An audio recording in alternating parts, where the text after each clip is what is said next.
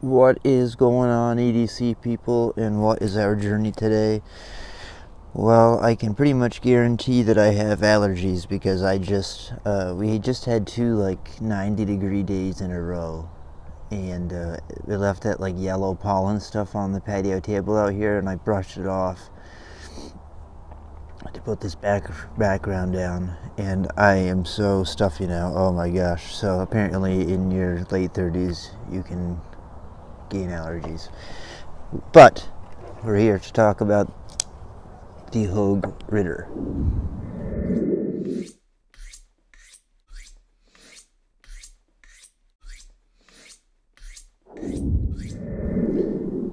Okay, let's start off with some specifics on this here Hogue Ritter.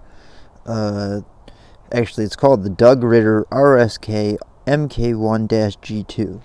It's a KnifeWorks, as in knifeworks.com exclusive, because it's in 20 CV. It's the basic shape of the Griptillian. It's 8.15 inches open. 4.72 inches of it is handle, meaning the closed length is 4.72 inches, and the blade length is 3.44 inches. And that's a beautiful drop point with a low point so that you can get some real utility out of it, but we'll talk about that. Weight in ounces,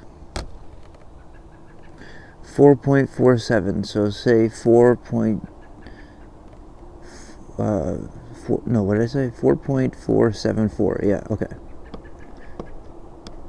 And then in grams, 126.8. 4.474. Okay, cool. It doesn't feel heavy in hand. It's a G10 composite handle. So for those of you, let's start with this actually. Doug Ritter is he's the one that heads up that Knife Rights foundation or organization or whatever. The one that basically tries to fight the laws on, frankly, the stupid laws on the books in some states and municipalities to open up our freedoms with knives as tools. Anyways, so I believe somehow some part of the purchase goes towards that. Anyways, that having been said, he is still the designer of the knife. This particular variant is, as I said, a KnifeWorks exclusive. It's a 20 CV blade steel, which is awesome.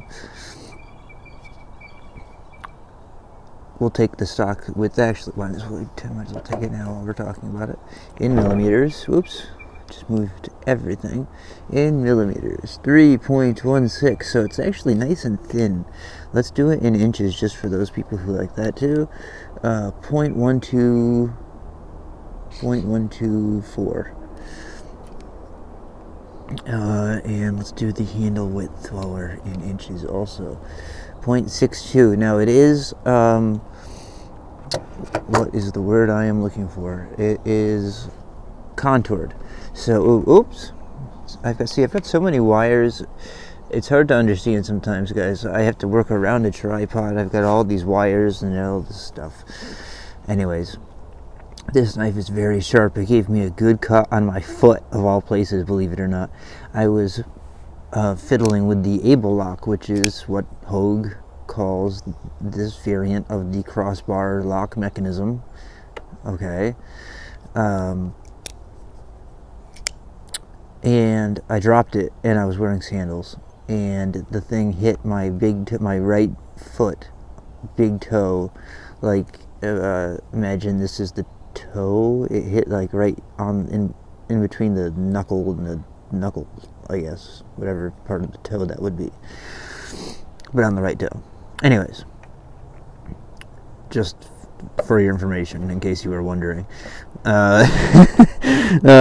Anyways, the liners are listed as 301 which honestly I don't know what 301 stainless is versus anything else, but they are listed as 301 stainless liners, so I am reporting that. They are the cartridge type liners, however they are much larger than something like the, I'm trying to find my flashlight here, much larger liners than something like the bug out in my experience. They are alright. I went ahead and cleaned it out a little bit for you guys. Look at, you can see it much better now. See the cartridge liner? You can see where the steel is. Okay, you can see where the crossbar mechanism is, where for disassembly comes down. This is the crossbar right here on the top.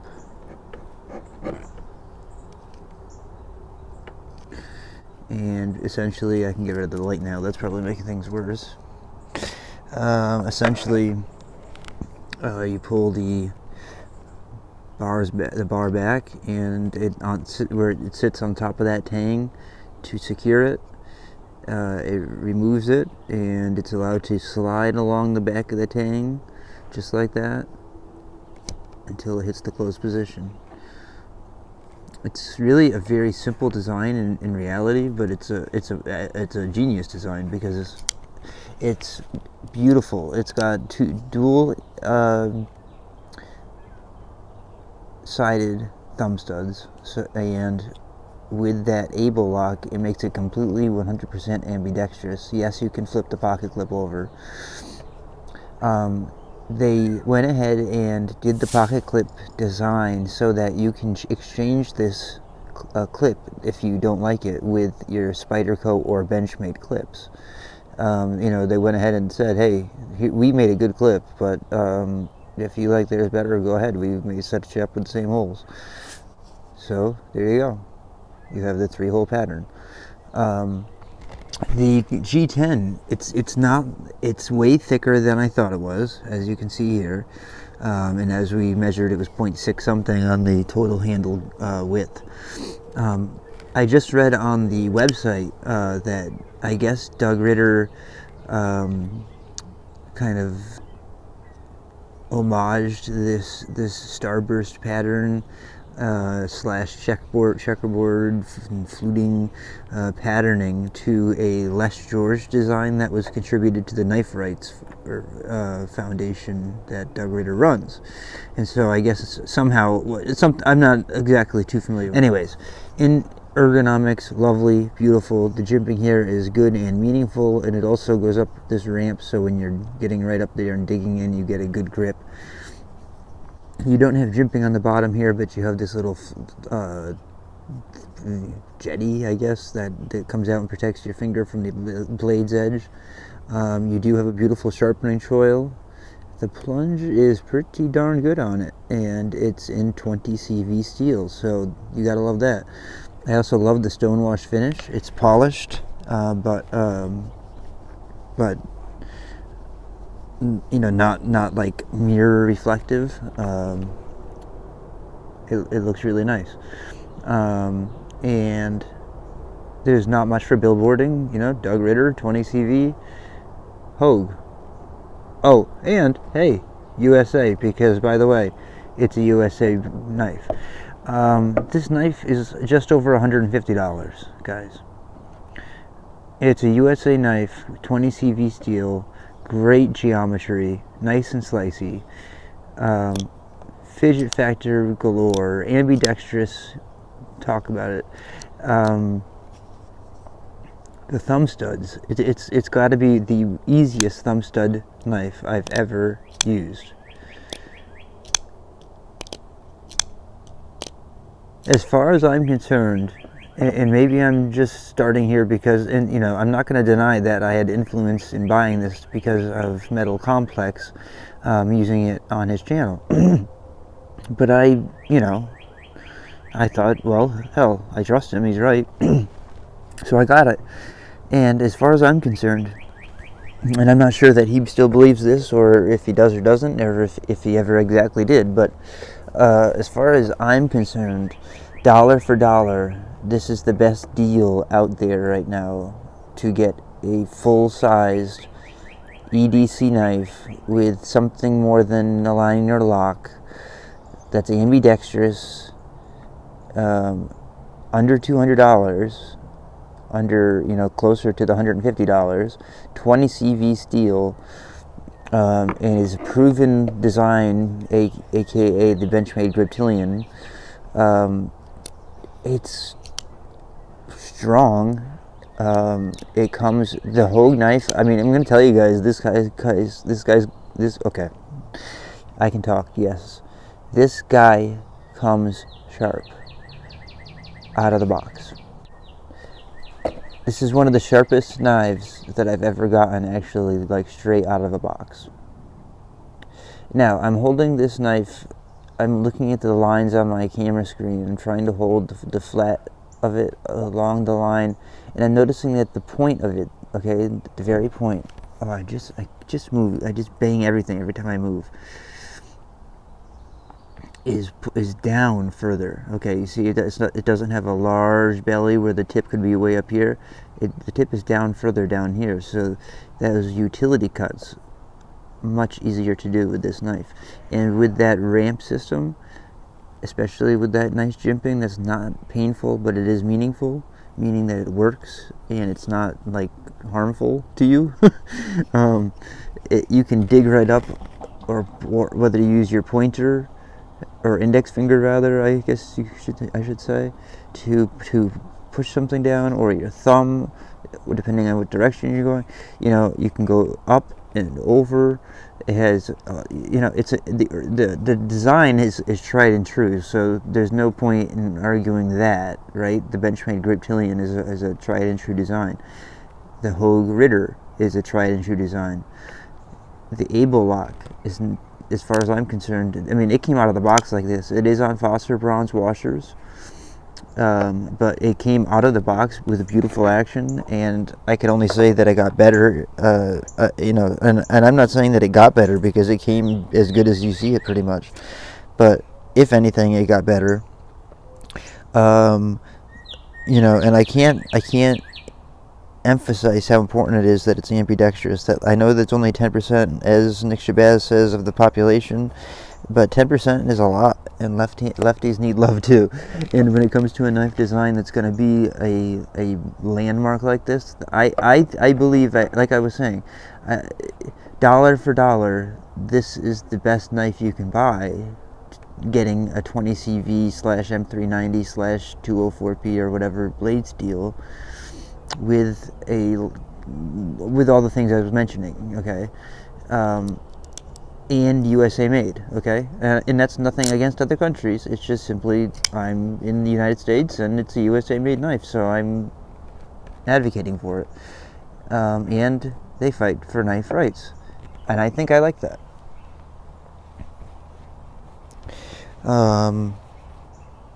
The G10, you know, every time I would see this on Metal Complex's channel, or maybe I don't want to point out his channel. Maybe I shouldn't say that, because, oh my God, see, I just bail, I wham every time. Sorry guys, I gotta edit out all the banging. I shouldn't say just his channel, but that's really where I saw this knife the most. So that's where I think of it as the most. But this handle, you know, I was always concerned that the G10 was going to feel more like FRN for some reason. I don't know why I had that in my head. And if you have that in your head, get it out, because this doesn't. It feels like nice G10. And the grip is amazing. It's not too harsh in hand though. It's comfortable, especially where you want it to be. You know, up here where your fingers move. It's more of that scalloped look. And then you have the starburst, and then you have the checkered bar. You know, where your palm would be when you're gripping really hard. You want it to be textured heavy there, and then going towards the back, it's back to softer. Ambidextrous lanyard hole. I believe it's T6 and T10. I do not know.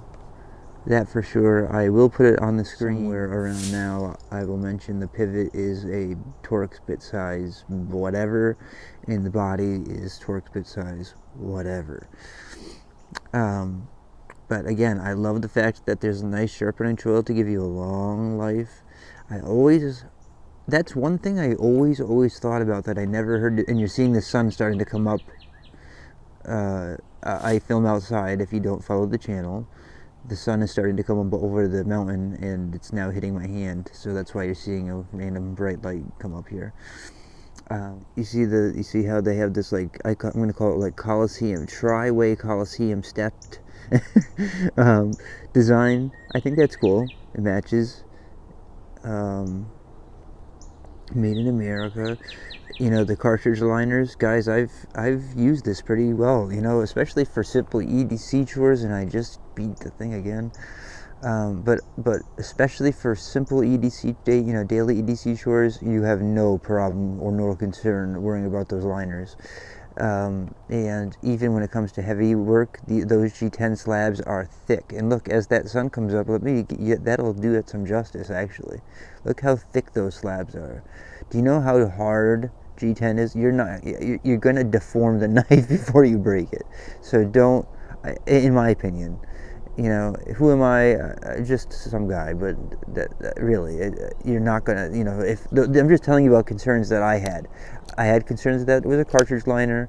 I had concerns that the handle was gonna feel like a FRN, and I had concerns that it was gonna not, you know, what am I trying to say? That the blade was not gonna be as well as Griptillian. I'm proud to report that as far as I'm concerned, it's better. This is the factory edge on it. I'm going to try to, let me get rid of this.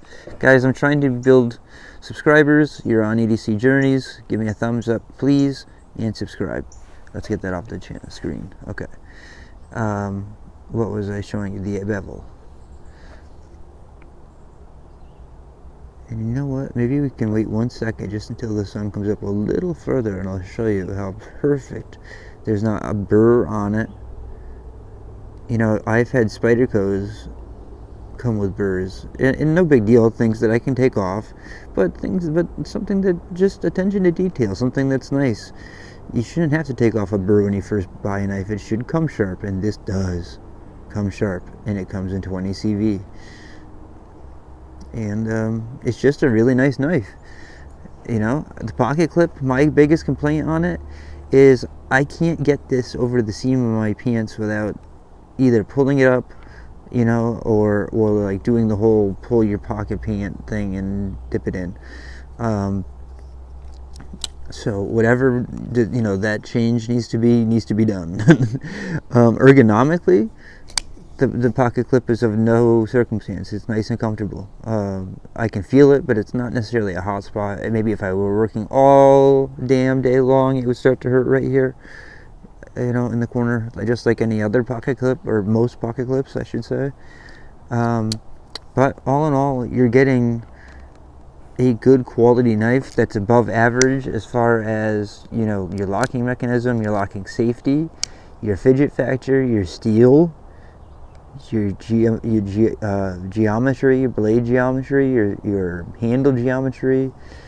As far as bang for your buck, dollar for dollar, this I think is going to be my benchmark for now, until I'm proven otherwise, until there's another competitor. For a USA made knife, that's the key, is for a USA made knife. And if you know of a different one that you think is better than this, show me. I would love to see it. A cheaper knife that has, you know, better whatever than this, because I would love to see it and get it. You can see the pivot system is just on one side. You know, it's going to be it's one of those deals, just like you've seen if you watch a disassembly of a bug out or any other axis style locks, where you can take the pivot out and remove the blade without disassembling the whole body, if you want to just, you know, clean and maintain the pivot area. because there are a lot of screws, and being as they're not that big, you know, are those T8? Now that I'm looking at them, maybe they are. I'll let you know for sure though. But take a look at that G10 now that the sun is on it. It's definitely got texturing. It's got a feeling to it. It feels like G10, not FRN. So don't worry about that whatsoever. Look at how nice and thick it is. Oh, Jersey knife guy, Pete. I'm sorry, buddy. I owe you an apology. I owe you a sticker, and it just hit my head once again that I haven't done it, and I need to go to the post office to do it because I'm mailing you a package. Pete, I'm sorry. I'm sorry, Pete. Stop going to the mailbox every day looking. I'll send it. I promise, either today or tomorrow. Yeah, look at 1, 2 standoffs, 3 standoffs. I mean, 2 standoffs in the back, and then the last one.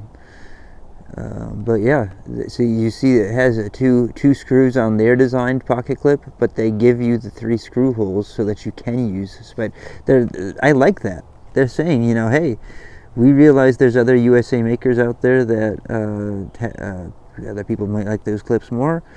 We have a design that we like, and here it is. If you think theirs is better, go ahead and use it.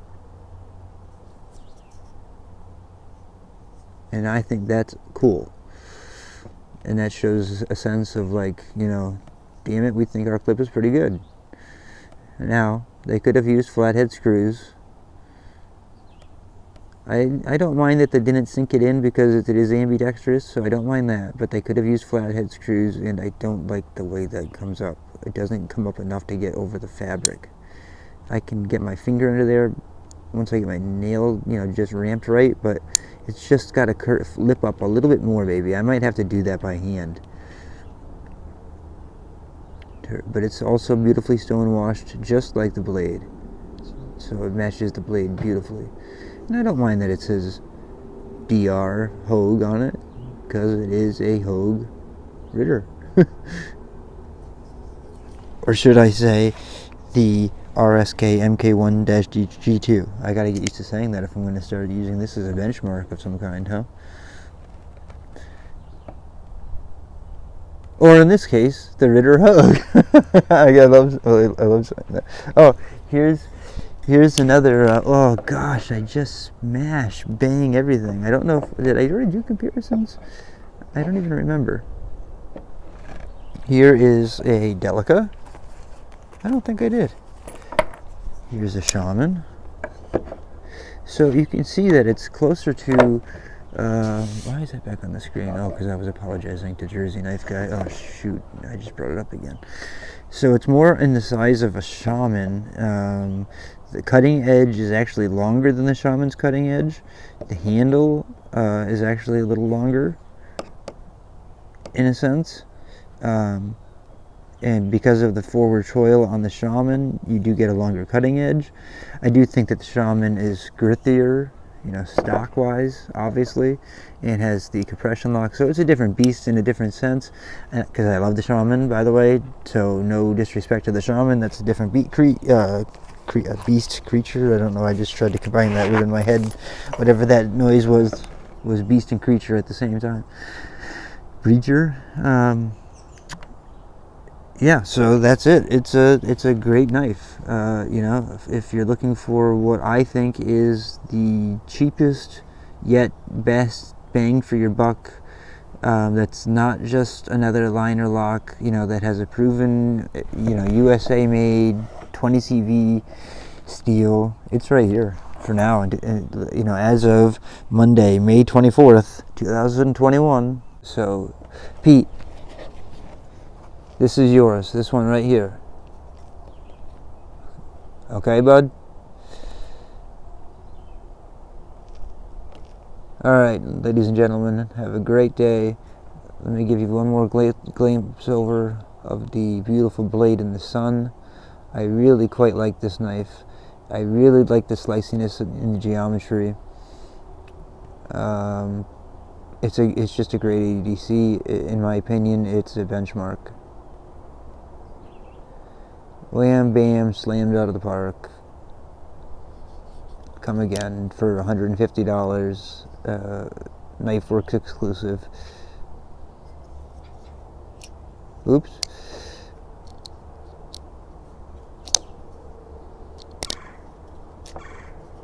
Now I'm making it look bad.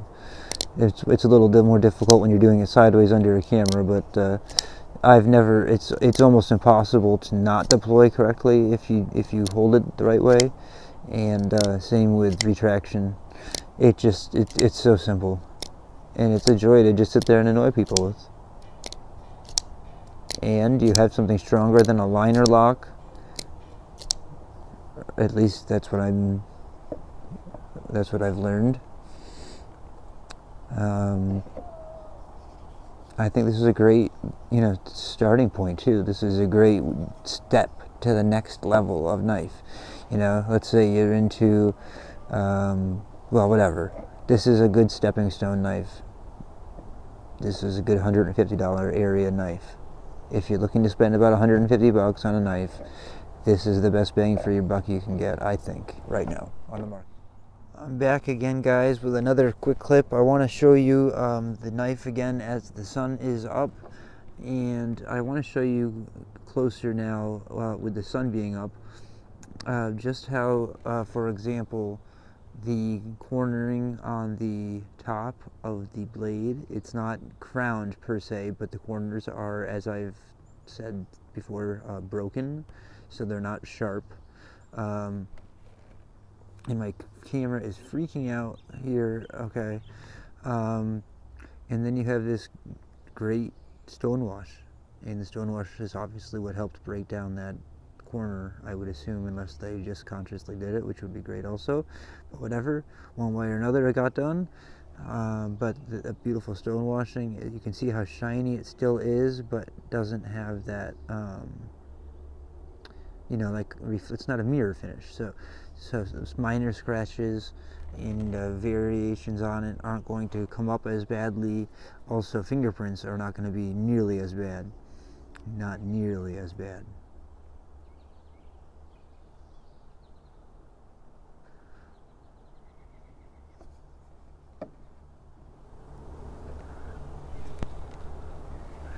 My camera focus was freaking out for a second there.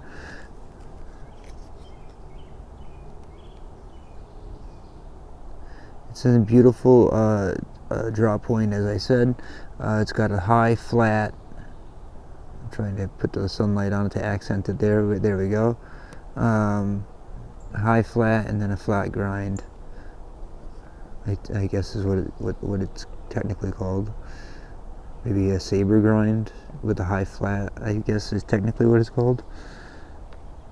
But in my, in layman's terms, these two areas, this area on both sides is a V. This is flat. So this is a high flat all the way out to there, giving some stoutness to the tip. Then the tip comes down to a nice acute point. But all of this area is, I almost just got nipped. It wants to cut. It wants to bite. It comes out of the box very aggressive, with a very aggressive edge. Oh, and before I forget, yes, you can do the whole, pull the lock back and just swing it open thing. I know I'm not really doing it on camera right now.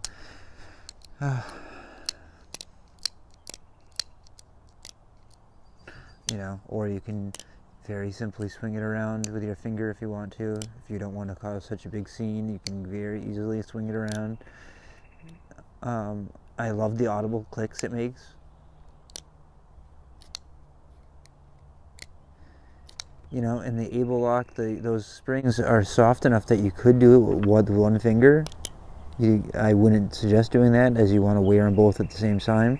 But just so you know, that's how easy it is. So that's how fidget. It doesn't hurt your fingers at all. It's very fidget friendly, or work friendly. All right, guys. I just wanted to show you one last time. Have a great day. Today's Monday. It's nice and cool today. I can't believe I'm going to insert the temperature right up here. You know, I say the last 2 days I complained on Instagram it was like 92 degrees. In Vermont, that's hell. Now I'm wearing a sweatshirt again. Oh my gosh. No wonder I have allergies at 38. Hey, thanks for tuning in to EDC Journeys and the overview of the Ritter RSK MK1-G2, the KnifeWorks exclusive with black G10 and stonewashed 20CV. Have a great day.